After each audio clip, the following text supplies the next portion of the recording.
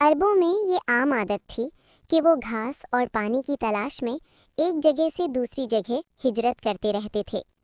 इन्हीं लोगों में एक शख्स था जिसकी एक बहुत बूढ़ी माँ थी और वो उसका इकलौता बेटा था। बूढ़ी औरत कभी कभी अपनी याददाश्त खो बैठती थी। बेटा उसे छोड़ना नहीं चाहता था, इसलिए उसका खैमा हमेशा अपने करीब रखता, लेकिन उसका बार बार बाहर निकल जाना बेटे के लिए मशक्क़त बन जाता और कबीले के सफ़र में रुकावट डाल देता। एक दिन कबीले ने दूसरी जगह कूच करने का फैसला किया। उस शख्स ने अपनी बीवी से कहा, कल जब हम रवाना हों तो मेरी माँ को यहीं छोड़ देना। उसके पास थोड़ा सा पानी और खाना रख देना ताकि शायद कोई आकर उसे ले जाए। हमारे लिए बेहतर है कि वो हमसे दूर ही मर जाए। सुबह कबीला रवाना हो गया। बीवी ने शौहर की बात समझ ली।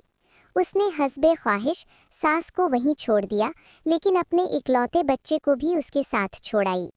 दोपहर को जब कबीला आराम के लिए रुका तो उस शख्स ने बीवी से बच्चे को बुलाने को कहा। बीवी ने जवाब दिया, मैं उसे तुम्हारी माँ के साथ छोड़ाई हूँ। वो घबरा गया। क्या? बीवी ने खामोशी से कहा।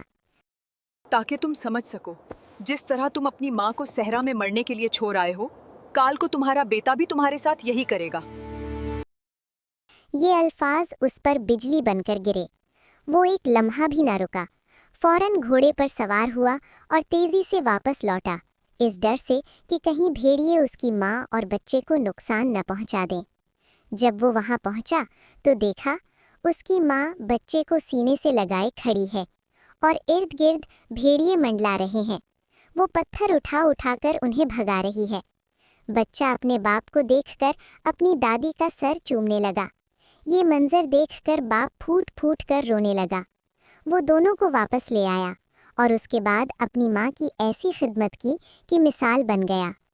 कबीला जब सफ़र करता तो वो अपनी माँ को ऊँट पर बिठाता और खुद पीछे घोड़े पर चलता, और उसकी बीवी उसके दिल में इज्जत पा गई, क्योंकि उसने अपने शौहर को वो सबक सिखाया जो वो सारी ज़िंदगी ना भूल सका।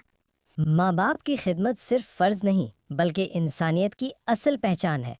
जो अपने वालिदैन का ख्याल नहीं रखता वो अपनी आने वाली नस्ल से भी यही सलूक पाता है।